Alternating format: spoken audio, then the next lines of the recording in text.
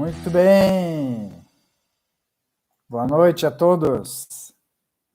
Maravilha. Sejam bem-vindos a mais uma live do nosso canal. Hoje feliz aqui de estar fazendo uma live sobre soft skills, então preciso estar soft hoje, preciso estar leve hoje para fazer a nossa live. É uma live bastante importante, né? A gente, no mundo da melhoria contínua, adora as hard skills, adora conhecer metodologia, adora conhecimento, geralmente uma área formada por pessoas que valorizam muito conhecimento, que valorizam muitos métodos, que gostam de estudar, gostam de aprender, e o fato é que as soft skills são o diferencial dos profissionais dessa área, então vai ser um prazer estar falando hoje com você sobre soft skill.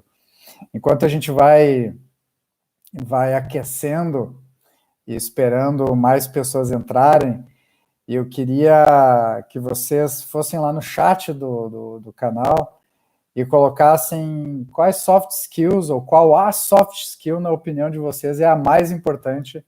E se quiser colocar o porquê também, vai ser bastante interessante a gente ampliar nosso debate. Então vão lá no chat, lá em algum local, não sei se vocês estão no celular, se estão no computador, ou se estão no tablet, enfim, achem um local aí do chat e escrevam lá para mim qual soft skills você acha que é a mais importante profissional de melhoria contínua.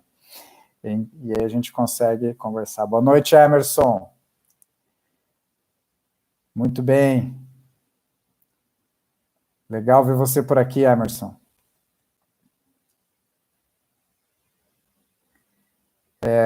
Deixa eu contar um pouco para vocês como começou a minha trajetória com o mundo das soft skills. E o que me trouxe até esse momento aqui, por que eu gosto tanto desse assunto, porque a gente desenvolveu um canal focado basicamente nas soft skills, e obviamente focado em alguns métodos, mas com um olhar humano.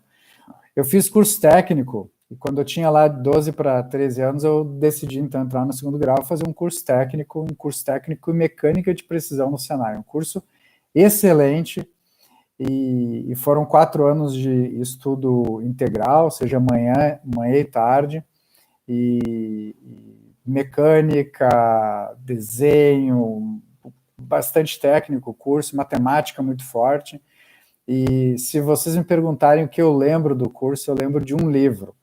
Na disciplina de filosofia, nosso professor resolveu sortear alguns assuntos para fazer um trabalho e eu fui sorteado para fazer sobre inteligência emocional. Então, com meus 17 anos, eu li um livro sobre inteligência emocional, o mais conhecido de todos, do Daniel Goleman, para fazer um trabalho. E é a parte que eu mais me lembro do curso de mecânica, foi do meu livro de inteligência emocional. Eu saio da mecânica, então vou para a engenharia, faço engenharia de produção, e a disciplina que eu mais recordo com carinho da engenharia de produção foi uma disciplina optativa que eu decidi fazer no Centro da Comunicação, que era uma disciplina chamada Planejamento da Comunicação. Lá eu fui para o meio do pessoal da publicidade e propaganda, jornalismo, relação pública, estudar comunicação. Então, parece que eu sempre tive uma veia e um interesse grande pelas soft skills. Muito bom, muito legal.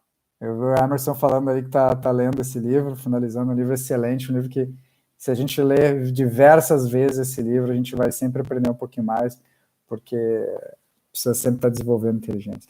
Eu quero começar a nossa live de hoje falando das primeiras soft skills que eu desenvolvi e como foram desenvolvidas.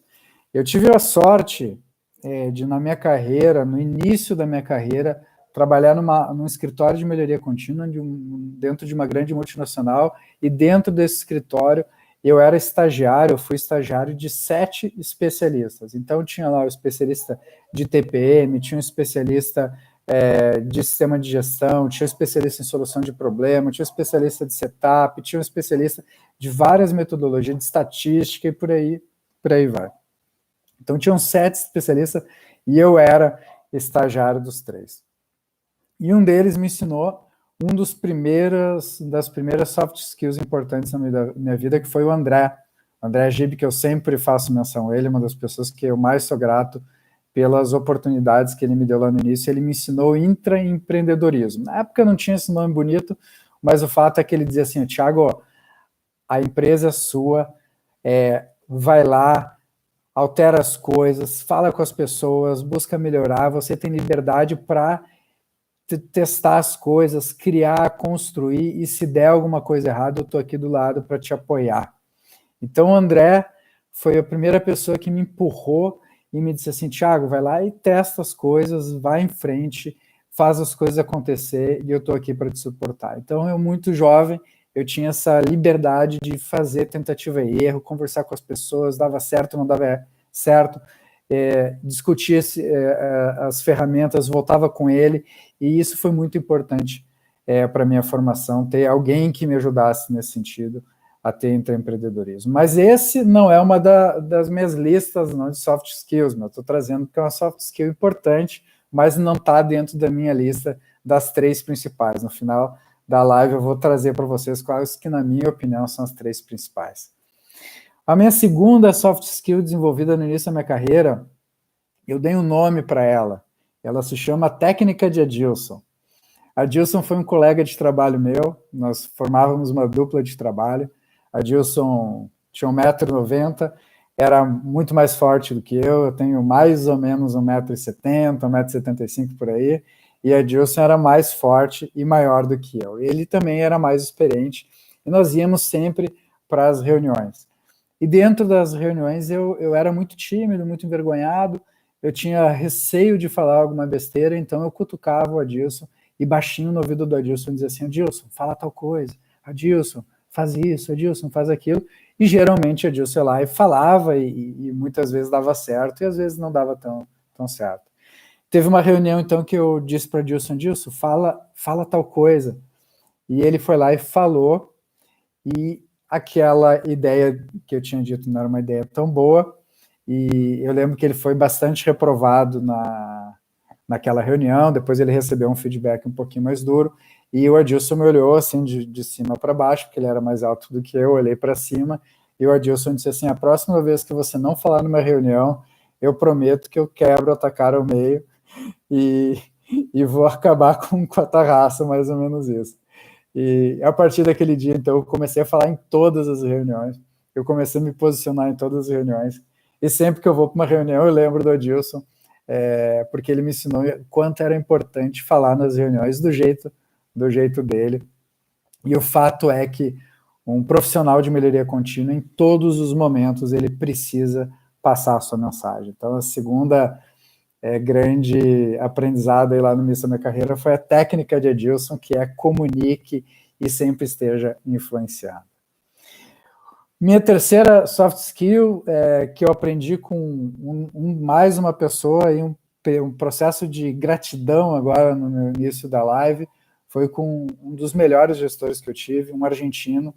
Ele me ensinou a importância de construir parceria e ser solução do problema dos parceiros. Então, Roberto, mais ou menos, fazia o seguinte: ele dizia: Thiago, vamos conversar. Ele me chamava para algum local retirado, a gente conversava, e ele me antecipava problemas. Ele era diretor-geral da organização, ele me antecipava problemas e dizia: olha, a área tal está com esse tipo de problema, está com esse tipo de dificuldade, eu acho que você tem condições de ajudar ele, então, na próxima reunião que nós tivermos, você deve ir lá, então, e se oferecer para ajudar. Ele me mostrou o quanto era importante esse posicionamento de relacionamento e parceria, né, de ser, de fato, construtor de solução dentro da empresa. Mas esses ainda não fazem parte da minha lista dos 3 principais, e eu vou explicar o porquê. Antes de chegar nos soft skills, eu quero compartilhar com vocês o meu modelo mental e como eu entendo que é o papel dos escritórios de melhoria contínua dentro das organizações. Tá? Mais ou menos para explicar esse processo, eu divido as organizações em 3 grandes fases de maturidade. Então, existe aquela organização que está no início de um processo de construção. O que é o início de um processo de construção? é quando a organização basicamente não possui conhecimento sobre melhoria contínua, não tem muito conhecimento sobre o que fazer.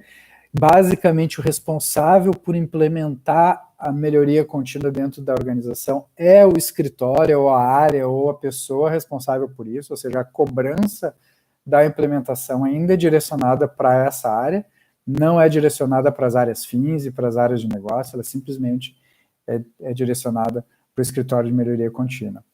E que tipo de estratégia é ideal durante esse processo? Então, ora, se não existe conhecimento sobre metodologia, sobre ferramentas, sobre as técnicas, se a filosofia está pouco implementada, e a cobrança e a responsabilidade ainda está toda na mão do escritório de melhoria contínua, ou escritório de processo, como você queira chamar, a grande estratégia aí é intervenção, é de fato ir lá fazer o projeto acontecer, é de fato ir lá e construir ações no mundo real.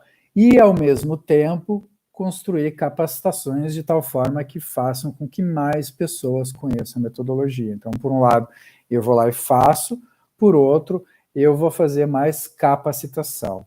E a grande estratégia aqui é gerar, então, projetos de altíssimo impacto, de tal forma que esses projetos eles ganhem força e potencializem a influência dentro da organização.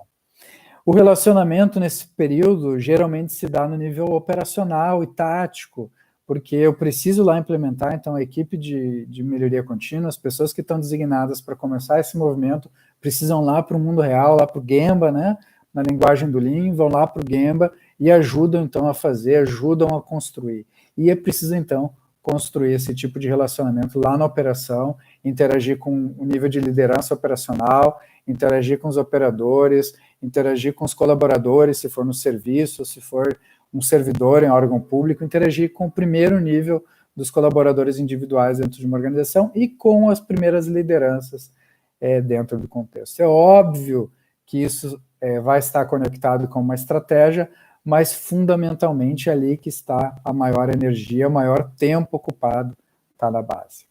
Então essa é a primeira grande fase de um processo de construção de cultura de melhoria contínua dentro do meu processo de pensamento.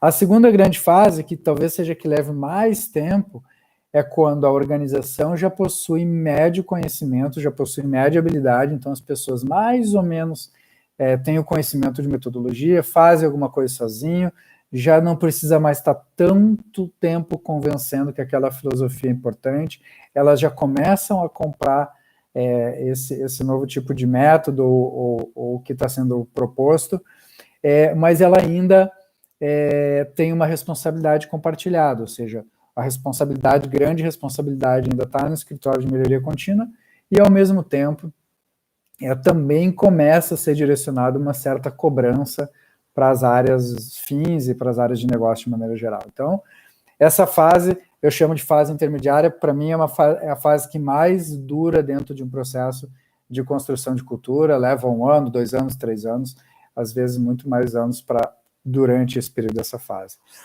E qual que é a grande estratégia durante esse processo? É ter projetos mais organizacionais, porque agora eu preciso estar envolvendo vários departamentos, vários processos, várias áreas dentro da empresa, e geralmente o escritório de melhoria não tem capacidade de tempo para estar em todos os lugares e lida, então, basicamente com a estratégia de atuação através de multiplicadores. Então, é nessa fase que os multiplicadores mais funcionam. Eu já falei isso em outro momento, que colocar multiplicadores no início do processo não vai funcionar, porque eles vão estar pessoas que estão no início de desenvolvimento tentando multiplicar para outras pessoas que não conhecem nada, é muito arriscado.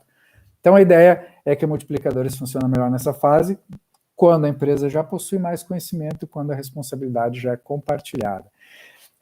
Nessa fase também muda a postura, então, da área de melhoria contínua. Enquanto na fase 1 ela estava mais dedicada a projetos, agora ela começa a ficar dedicada a mais apoio técnico, ela começa a ser realmente um apoio e continua, obviamente, fazendo capacitação.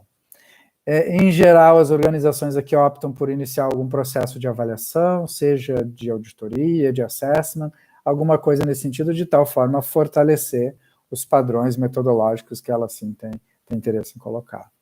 Aqui também muda agora um pouco do relacionamento. Antes, enquanto estava muito focado no operacional e no tático, agora aqui exige do profissional de melhoria contínua que ele se relacione com pessoas do campo mais operacional, que se relacione com pessoas do mundo tático e se relacione também com pessoas com a visão mais estratégica. Então, aqui, o profissional de melhoria contínua vira um grande camaleão. Por isso que é muito comum em currículos de profissionais de melhoria contínua está escrito aqui habilidade para lidar com diversos níveis da organização, porque assim é um fato importante.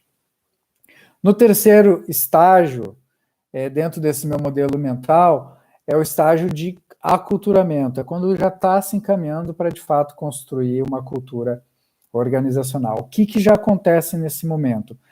As pessoas que atuam na organização já possuem conhecimento, já possuem habilidades, são capazes, então, de conduzir projetos, melhorias e ações no seu dia a dia sem o apoio técnico do escritório de melhoria contínua. Nessa fase, então, a estratégia passa a ser uma estratégia de consultoria interna e uma estratégia de projetos institucionais. Aqui se começa a ter um olhar mais de fomento, mais de promoção, mais de endomarketing, mais de comunicação para manter aquele sistema vivo. Enquanto antes eu precisava estar muito próximo dando apoio, agora eu só vou dar apoio quando de fato for necessário em projetos extremamente críticos. E nessa fase, então, o escritório de melhoria contínua, esses profissionais precisam se posicionar com um nível de conhecimento bastante superior, porque existe uma exigência muito grande do outro lado. A cobrança e a responsabilidade agora se invertem totalmente. Lá no início, a responsabilidade estava totalmente no escritório de melhoria contínua, agora a responsabilidade passa a ser das áreas fins, das áreas de negócio ou das áreas de apoio. Então, a responsabilidade passa a ser totalmente invertida, então exige um conjunto de habilidades diferentes do profissional de melhoria contínua. O relacionamento agora passa a ser totalmente tático e estratégico. Raramente, nessa fase, as pessoas, os profissionais, têm contato com a operação direto, têm contato com os colaboradores individuais. Basicamente, as ações aqui são institucionais, são de manutenção e exige agora uma inteligência emocional muito grande. Muito bem. Vou olhar para o chat agora aqui e vou começar a lançar minha lista de soft skills. Eu queria a participação de vocês lá no chat agora.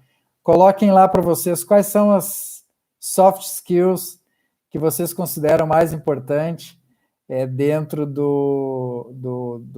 da carreira aí do profissional de melhoria contínua. Deixa eu ver a visão de vocês também aqui, é bastante interessante a gente compartilhar e criar uma grande conversa aqui na live.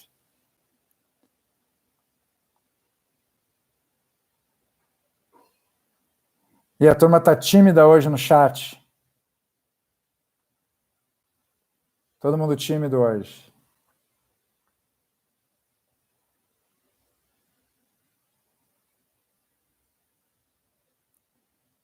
Muito bem, então, depois que... Lembra da técnica de Edilson, que eu contei lá no início, lá, e quem lembrar da técnica de Edilson, vai lá e coloca no chat.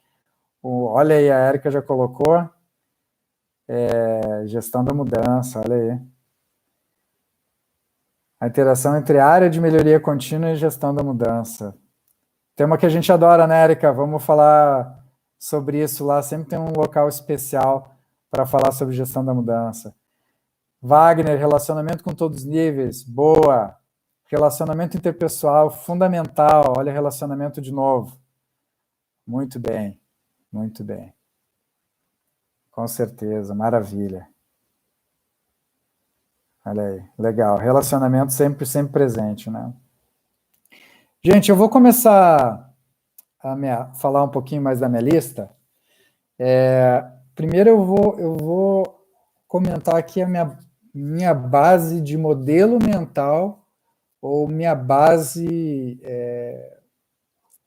digamos, um passo básico antes de pensar em soft skills. O primeiro passo básico é autoconhecimento, né? Não é uma mindset, mas podemos tratar aí como um modelo mental, que eu só consigo desenvolver relacionamento com os outros a partir do momento que eu tenho um autoconhecimento mais profundo, porque a partir dele é que eu consigo compreender os demais. Então, quem não investe em autoconhecimento, é hora de investir. Hoje eu estava fazendo uma mentoria de manhã num projeto que a gente, agora nesse mundo online, migrou para o processo de mentoria, o projeto foi ajustado e a gente está fazendo, então, um modelo de mentoria remota. E eu estava no processo, na terceira sessão com uma pessoa, e lá no meio da sessão eu disse, olha, parabéns pela conversa, porque você está fazendo a pergunta, não você fala, você faz a pergunta, você responde, você resolve e já volta em frente. Então eu aqui do outro lado estou só te assistindo, não preciso fazer nada. E ela me disse o seguinte, são anos de terapia e eu realmente, eu faço a pergunta, já me questiono, já entendo por que o meu modelo mental estava me fazendo pensar de tal forma, às vezes já ressignifico e já mudo meu pensamento logo em seguida. Então, mostra o quanto o autoconhecimento é importante. O processo de terapia ajuda muito nisso, né? O processo com psicólogos, com terapeutas em geral. Tem gente que gosta do coaching, faz teste de perfil comportamental, existem várias formas, o fato é que o autoconhecimento ele é a base para tudo que a gente vai falar aqui para frente. Sem autoconhecimento, não tem o resto. Aliás, se vocês forem ler o livro chamado Modelo de Liderança da Toyota, que é um livro que eu adoro e que para mim faz muito sentido, eles dividem o processo de desenvolvimento do líder Lean em 4 fases, e a primeira fase é o autodesenvolvimento. Eles falam basicamente que uma pessoa não pode ensinar outra se ela não tem o autodesenvolvimento constante, ou seja, se ela não melhora a cada dia, se ela não tem o olhar interno a cada dia, como que ela vai estar melhorando ou ajudando outras pessoas a progredir? Então, o autoconhecimento, o autodesenvolvimento é base para o que a gente vai falar daqui para frente. Segundo elemento base aqui é mais uma questão de mindset que, na minha opinião, deveria estar na cabeça de todos os profissionais de melhoria contínua, que é o conceito de autorresponsabilidade. Então, pessoas que acreditam que são responsáveis por aquilo que está ao seu redor funcionam muito melhor no mundo da melhoria contínua do que pessoas que não acreditam nisso. Aliás, funciona em qualquer mundo, mas especialmente da melhoria contínua, porque é uma área que busca geralmente influenciar ou tem o papel de influenciar toda uma organização e deve se enxergar como responsável por esse processo. Então, a autorresponsabilidade é um tema importantíssimo, é comum nas empresas as pessoas mostrarem que as coisas não estão funcionando, e aí dizem que o problema é da direção, dizem que o problema é dos outros, etc, mas muitas vezes não olham o seu papel. Então, a autorresponsabilidade é um conceito-chave de liderança, e para mim, um conceito-chave aqui dentro do processo do profissional de melhoria contínua, um paradigma importante. Então, eu vou começar aqui pelas soft skills, a minha lista do mínimo, tá? Essas eu não vou comentar, só vou listar.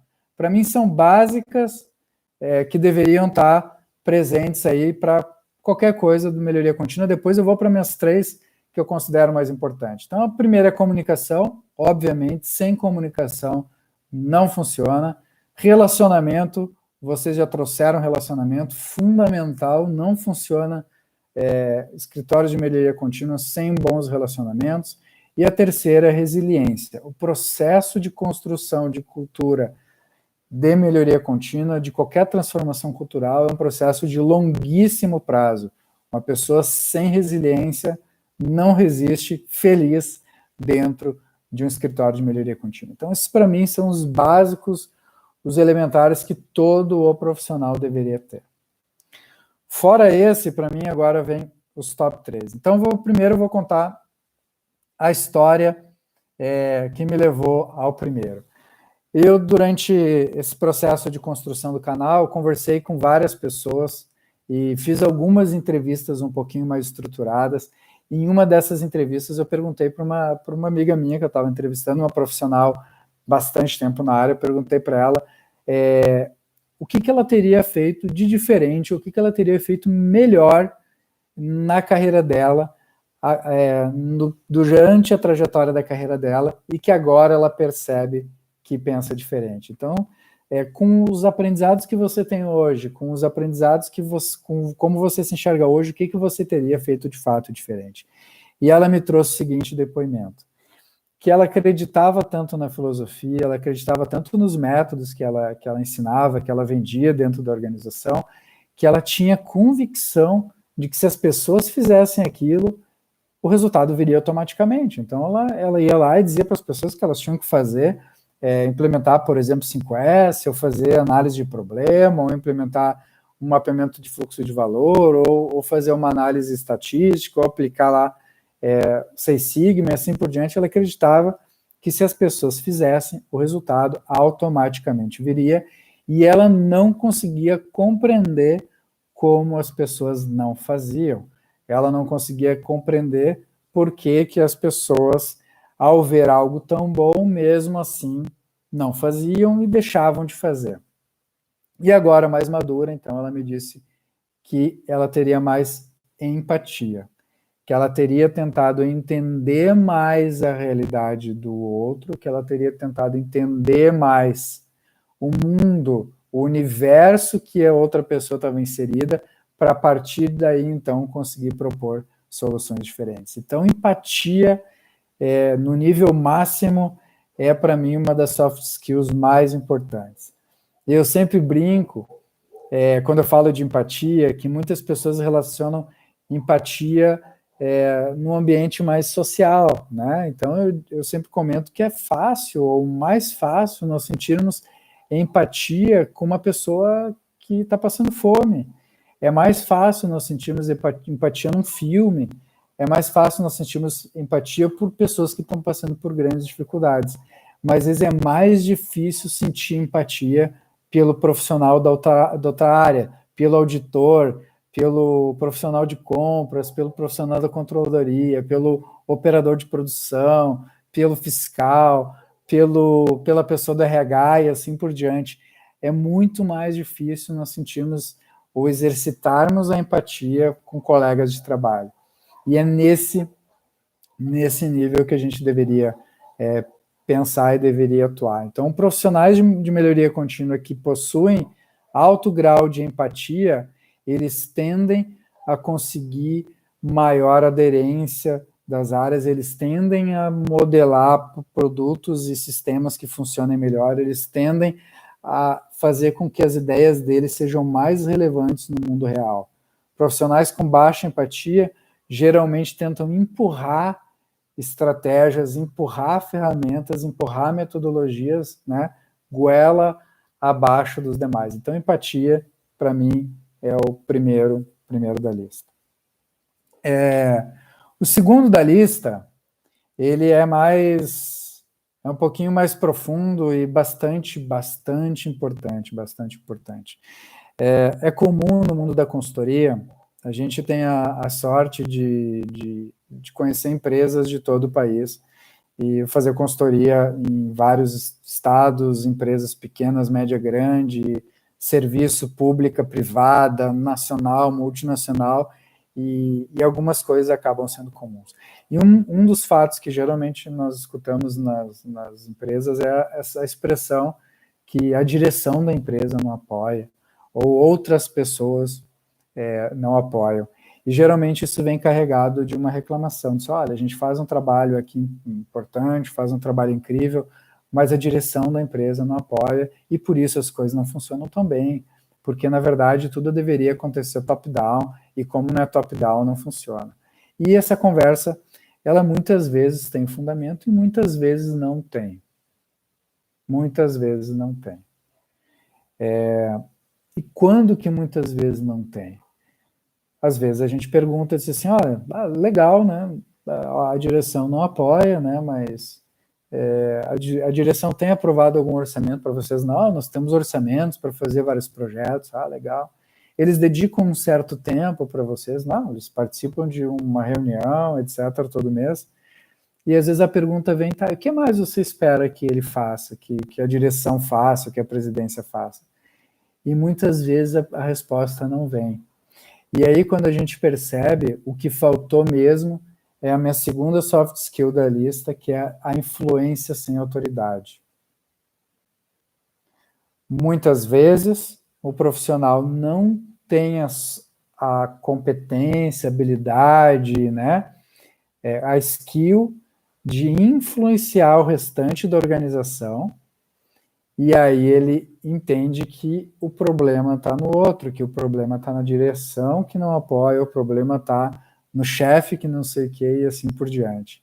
Então, a influência sem autoridade é uma soft skill essencial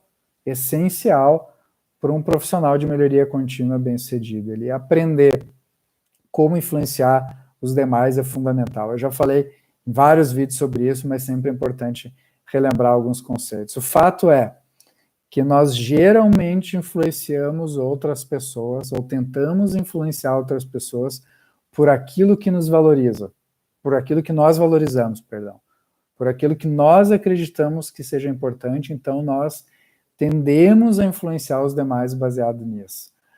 E geralmente não funciona, né? Geralmente não funciona. Eu já vi pessoas me dizer assim, Thiago, eu já fiz de tudo e não está funcionando. E eu pergunto, o que é tudo? E aí o tudo, às vezes, é uma explicação detalhada daquilo que ela valoriza. Eu já dei treinamento, eu já coloquei em projeto que tem visibilidade, eu já prometi premiação em valor financeiro. E aí eu pergunto, e é isso que as outras pessoas valorizam? E a resposta, às vezes, é não sei. A resposta não sei. Porque a gente tende a influenciar os outros por aquilo que nós achamos que é importante, por aquilo que nós valorizamos, por aquilo que as nossas crenças falam que é importante. Então, basicamente, a influência passa por entender o outro, entender o que o outro valoriza, e a partir dessa construção do outro, construir caminhos que sejam mais coerentes, tá? Vou contar algumas histórias de influência e que são bastante interessantes. Existe um exercício que eu faço nas nossas capacitações de gestão da mudança, que é o exercício de influência.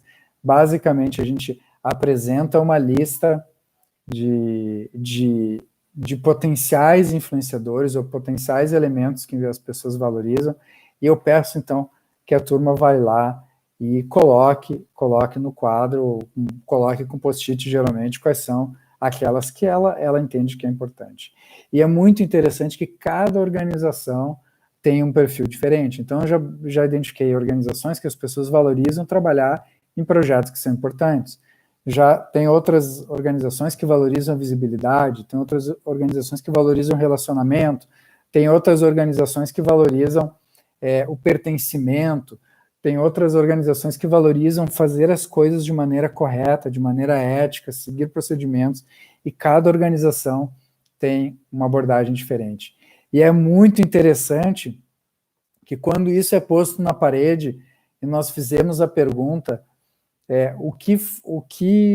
quais são os reconhecimentos que hoje vocês valorizam nos projetos de vocês, e geralmente não está listado ali.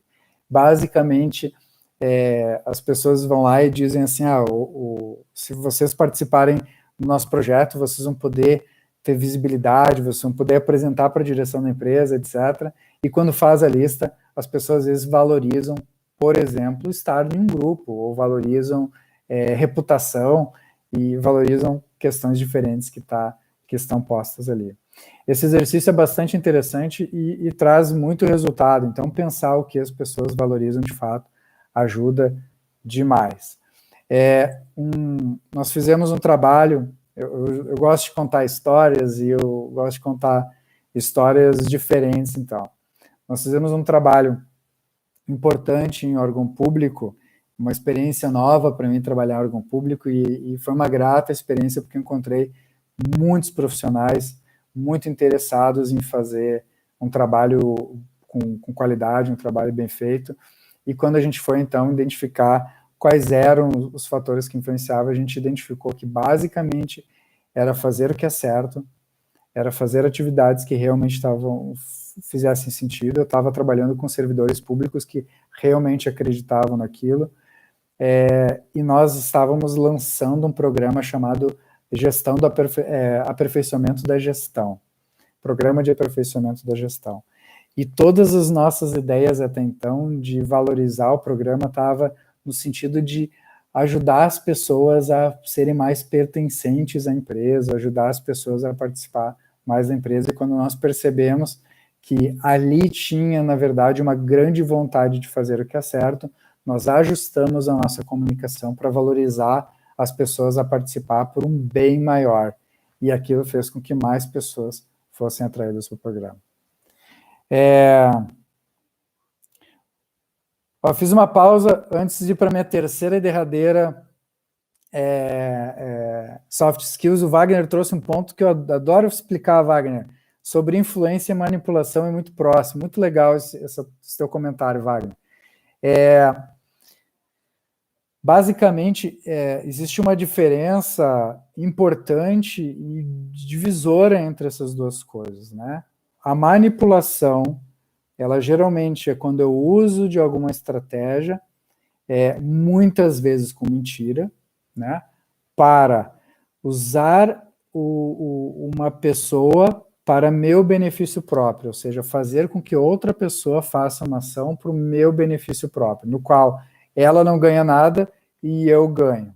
Então, quando eu estou usando de uma informação geralmente mentirosa para fazer com que as pessoas não ganhem nada e que eu saia vitorioso, isso a gente chama de manipulação. Quando eu uso estratégias para fazer algo de maneira legítima, de maneira honesta, que ajude a pessoa a também ganhar, ou seja, ela ganha e eu também ganho, isso é influência. Então, basicamente, quando eu uso o processo para trazer a pessoa para que só eu tenha benefício, isso sim é manipulação. Agora, quando eu estou usando de tal forma que todo mundo ganha, eu estou, na verdade, exercendo influência, que é um sentimento positivo. Um dos exercícios, Wagner, que a gente geralmente faz nos nossos trabalhos, é um exercício de perguntar para as pessoas, ou pedir para as pessoas que elas façam uma lista de influenciadores. Então, eu sugiro que vocês façam agora mentalmente. Pensem em pessoas que são grandes influenciadores. Eu não estou falando pessoas que persuadem, mas pessoas que exercem, de fato, influência na vida de vocês, ou na sociedade, ou na comunidade que vocês moram. Então, pensem nessas pessoas. Depois de pensado, o que a gente pede para as pessoas fazerem, está um conjunto de características que essas pessoas têm. E nós, então, levamos para uma lousa esse conjunto de características dessas pessoas e começamos a fazer um comparativo, ou seja, analisar as características mais presentes nas pessoas, nos grandes influenciadores. E por incrível que pareça, comunicação raramente aparece, persuasão raramente aparece, e o que geralmente aparece é uma pessoa íntegra, é uma pessoa que assume responsabilidade, é uma pessoa de compromisso e uma pessoa leal ao grupo.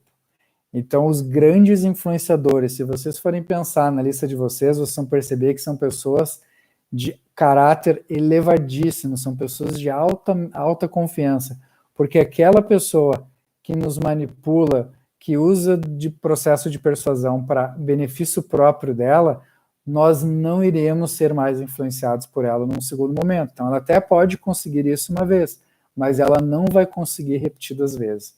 Então, a influência tem a ver com reciprocidade, tem a ver com integridade, tem a ver com compromisso.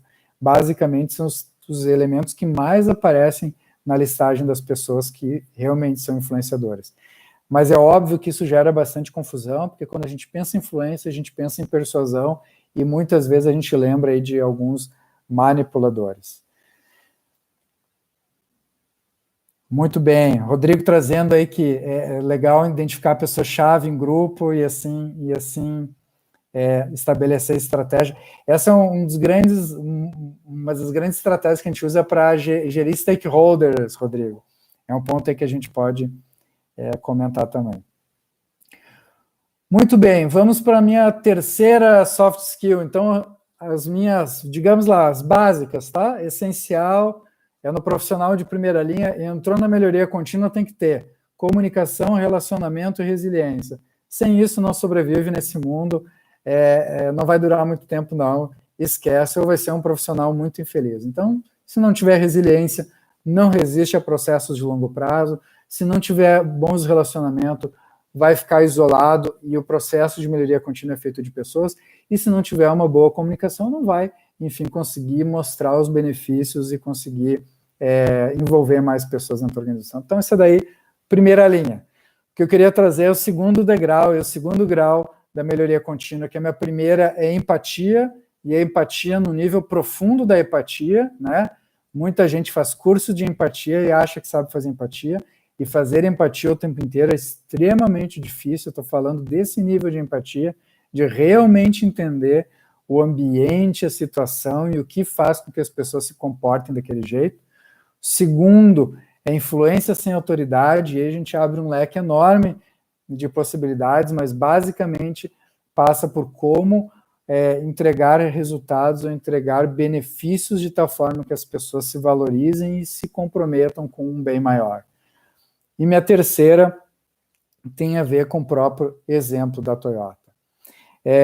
Quando a gente vai entender um pouquinho mais da filosofia Lean, o pensamento da Toyota, o pensamento socrático que está por trás de todo o modelo de pensamento deles, a gente identifica claramente um estilo de liderança, né?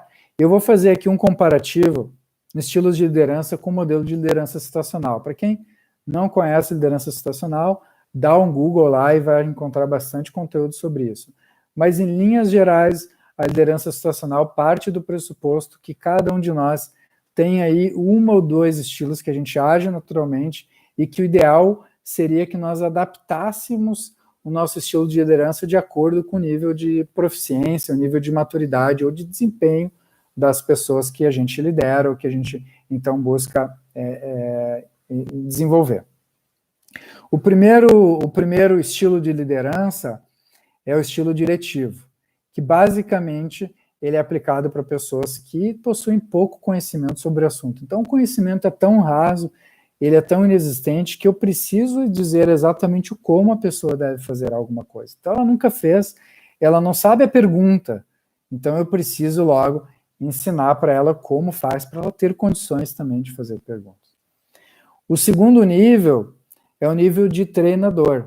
Nesse nível, além de eu ensinar a pessoa, porque agora ela já sabe um pouquinho, mas ela agora não tem repertório, ou seja, ela sabe fazer o básico, mas qualquer atividade fora do padrão, qualquer situação adversa, ela não sabe como reagir. Então, eu preciso adotar um perfil treinador, que é alguém que ensina o como e alguém que ajuda emocionalmente, que incentiva, olha, vamos lá, é por aqui, confia no teu trabalho e assim por diante. Ou seja, ela dá também um apoio emocional.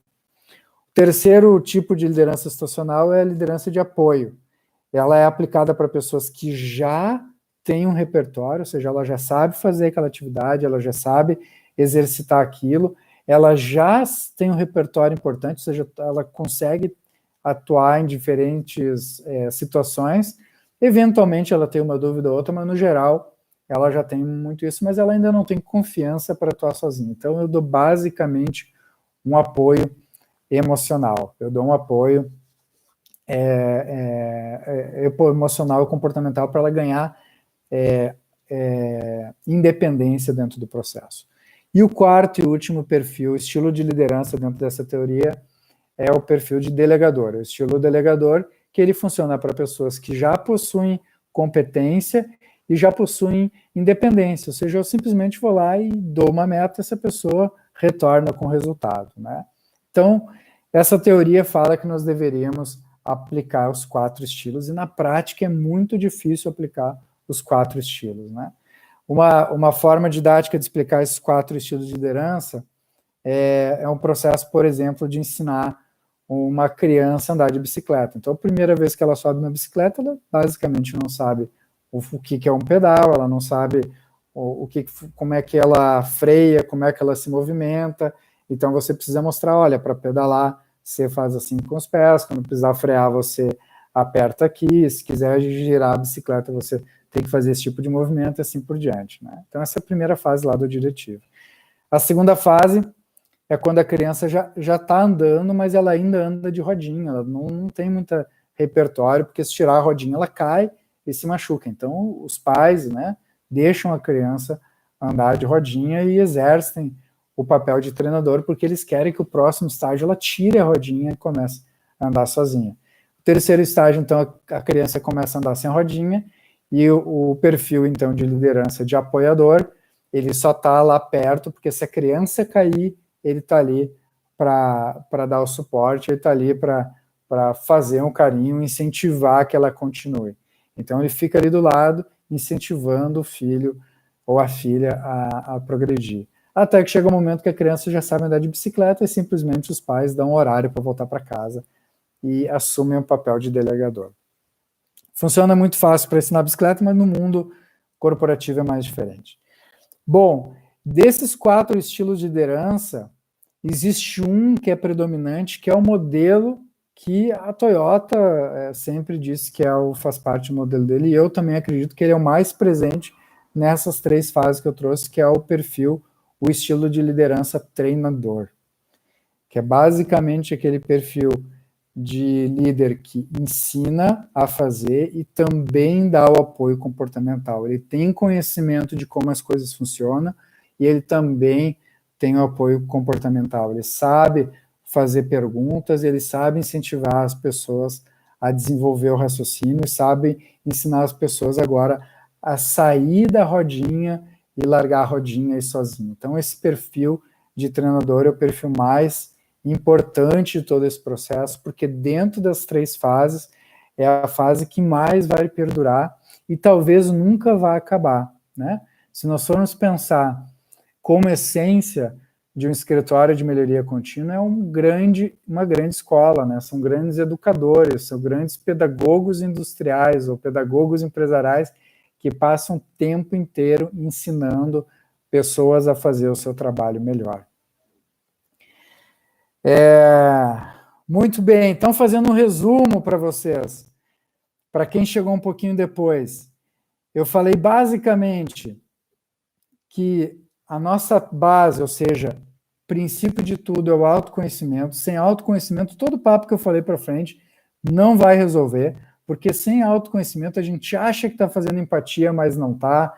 Sem autoconhecimento a gente acha que está influenciando os outros por entender os outros, mas às vezes não está. A gente simplesmente está projetando os nossos desejos em outras pessoas. Então, entender de fato quem somos, por que agimos dessa forma, quais são os nossos valores, o que está por trás das nossas atitudes, nos faz potencializar todas as outras etapas na frente. Então, quem nunca fez uma avaliação de perfil, quem nunca foi se conhecer melhor, ou nunca buscou uma forma de autoconhecimento, sugiro fortemente que comece a buscar logo.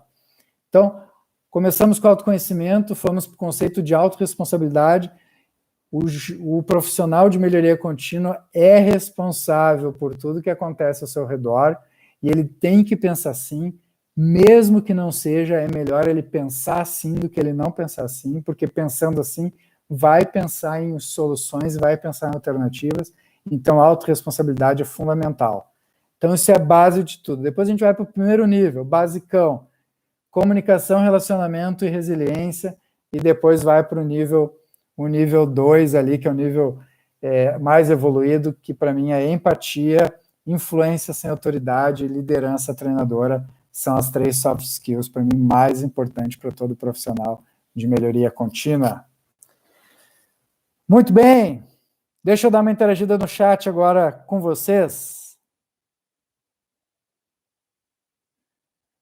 Wagner falou muito bacana esse exemplo, pela minha linha mental aqui, eu acho que foi no exemplo da bicicleta, se não me falha a memória. Bacana ali as contribuições do Wagner, contribuições do Guilherme também. Ter pessoas influentes como aliados facilita muito nos projetos e iniciativas. E eu vou aproveitar o comentário do Rodrigo sobre estratégia de identificar pessoas, o comentário do Guilherme, do Wagner e o comentário que a Érica fez lá no início sobre gestão da mudança e melhoria, e vou trazer um ponto importante.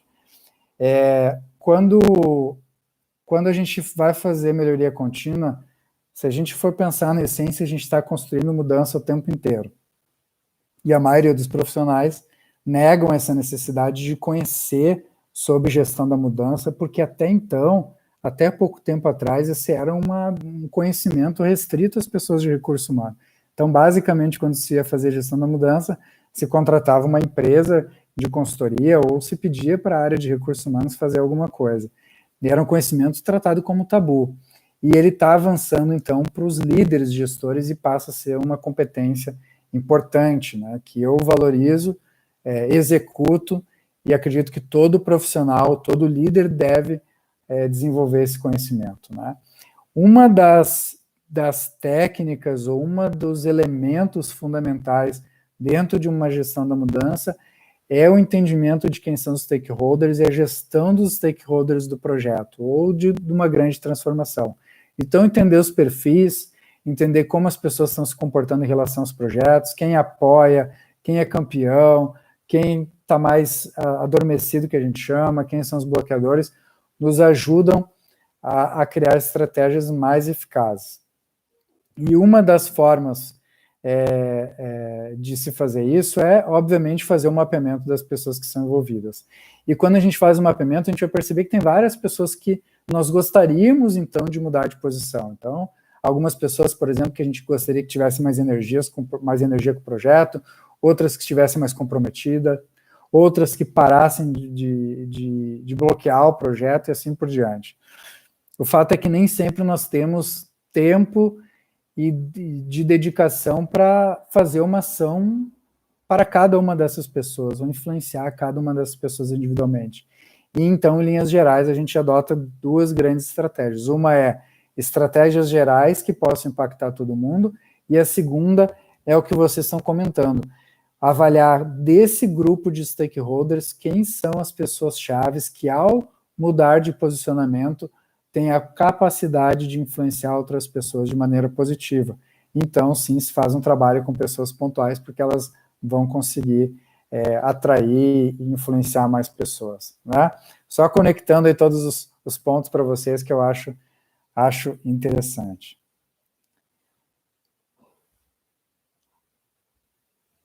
Muito bem, entrou o Evandro. A Érica, você acha viável a aplicação do ADKAR em gestão de mudança? Érica, você que é especialista no assunto, óbvio que sim, né? Existem várias metodologias de gestão da mudança consagradas, vários autores diferentes. Eu sigo mais uma linha do John Kotter e fiz algumas adaptações para levar para o mundo da melhoria contínua, né? Quando a gente faz, então, projetos de gestão da mudança no mundo da melhoria contínua, nós fizemos algumas adaptações ao método geral, porque nós acreditamos que nós precisamos de 3 perspectivas, pelo menos, Érica, dentro do processo de gestão da mudança, com esse olhar de melhoria contínua, né? Que é um olhar mais comportamental de liderança, mais voltado a pessoas, é um olhar mais metodológico, um olhar mais técnico. E essas 3 linhas de trabalho, no meu modo de ver, nas experiências que a gente tem tido, são fundamentais para um processo de gestão bastante assertivo dentro desse universo da melhoria contínua. Então, eu fiz uma adaptação de métodos de melhoria contínua para esse mundo, mas, obviamente, a metodologia que você propôs é uma metodologia consagrada que deve funcionar. Não é a que eu uso, mas muito provavelmente deve funcionar. Boa, Evandro. Estratégia para criar senso de urgência em um processo de melhoria contínua. Cara, esse é uma boa pergunta e um questionamento importante. Existem várias estratégias, e eu diria que, pensando em estratégia, mas antes pensar em passos, né? O primeiro passo é entender o público que está se falando e o que as pessoas valorizam, né? Então, o projeto, por exemplo, ele tem mais impacto no operacional, eu preciso mais de pessoas operacionais, então possivelmente eu vou ter que ter uma estratégia diferente. Eu estou conduzindo um projeto que tem mais impacto com pessoas que estão focadas no resultado, pessoas mais nível tático e posições mais altas, aí também eu tenho que talvez adotar uma estratégia diferente, né? O fato é que, para eu começar um processo, eu tenho que conseguir espaço na agenda das pessoas, né? Espaço na agenda das pessoas. E para conseguir espaço, eu tenho que entender o que elas valorizam. Eu costumo fazer a seguinte pergunta para responder isso dentro das organizações. Quais são os assuntos ou quais são os temas que fazem com que as pessoas parem de fazer o trabalho que elas estão fazendo e de prontidão vão fazer aquilo que tem que ser feito. Então, muitas vezes, assim, quando o chefe liga, né? Tá, mas além disso, o que de fato as pessoas valorizam? Então, depende de empresa para empresa. No geral, o que eu tenho visto que é importante é ter altos desafios, né? Os altos desafios fazem com que as pessoas saiam da zona de conforto. É só a gente parar para olhar o que aconteceu agora com a pandemia. Todos nós, basicamente, estamos mais suscetíveis ao processo de mudança, porque todos nós passamos por um processo de enfrentar um desafio novo e maior. E quando a gente está enfrentando um desafio grande, nós nos abrimos para oportunidades diferentes. Então, grandes desafios sempre, para mim, é a melhor forma de fazer isso. Esse grande desafio, a gente pode construir ele ou aproveitar ele. Como que a gente aproveita? Através de uma crise ou através de uma comunicação do mercado de fora para dentro. Quando eu trago, por exemplo, informações de concorrência, quando eu trago informações que me colocam meu negócio em risco, eu costumo fazer com que as pessoas entrem em estado de alerta, né? Agora, óbvio que se eu vou lá para o mundo operacional, trazer informações de concorrente, talvez as pessoas não vão ter interesse. Mas o fato é que eu preciso criar grandes desafios. O que não cria senso de urgência são as coisas ordinárias, né? Aquela melhoria pequenininha, aquela melhoria do dia a dia, isso costuma não fazer com que as pessoas saiam da sua zona de conforto e queiram se abrir para o novo. Muito bem. Em época de Covid e home office, influenciadores viraram influencers, mudam os meios, permanece a essência. Hard skills são premissa básica, soft skills catalisadores. Boa, Juliano. O fato é que os influenciadores, né, pessoas com perfil de influenciador, costumam valorizar mais a comunicação e geralmente estão e sempre estiveram mais presentes nas redes sociais, né? E é natural que eles usem agora, durante esse processo, o público está nas redes sociais, então é natural que eles usem isso. E é importante você falar dos hard skills, são premissa básica, e eu falo de soft skills e valorizo isso, não porque eu não acho importantes hard skills, pelo contrário, elas são fundamentais, mas tem tantas pessoas com conteúdos bons em hard skills que eu me dedico mais a falar aqui das softs nesse ambiente, porque tem menos pessoas falando sobre isso, e eu acho que são tão importantes quanto, né? Mas as hard skills, obviamente, são importantes, porque só de boa vontade nada funciona, né? O velho ditado já diz, né? Não basta um burro motivado, gera mais estrago, às vezes, do que um inteligente sem motivação. Muito bem.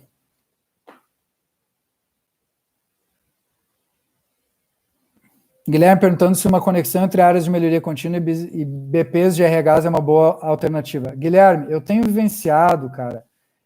Aliás, eu estava agora há pouco, tá, com uma reunião com um cliente, com uma profissional de RH, e nós ficamos, sei lá, 1 hora, 2 horas depois do expediente fazendo uma videoconferência, e basicamente nós falamos muito de noite, eu e os profissionais de RH dos projetos. Eu diria, Guilherme, que quando uma organização consegue unir as áreas de negócio, as áreas de operações, uma estrutura de melhoria contínua e uma estrutura de RH de uma maneira coesa, o resultado é incrível, né? Porque muitas vezes os RHs não conseguem se aproximar tanto das operações, eles têm muitas vezes dificuldade técnica de entendimento, e muitas vezes as áreas mais técnicas têm dificuldade de se aproximar do mundo de RH por achar um mundo muito abstrato.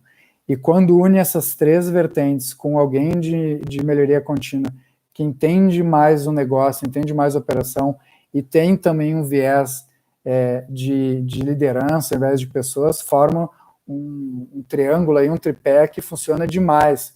Os melhores resultados que eu já tive até hoje em projeto de consultoria sempre tiveram essas 3 áreas juntas.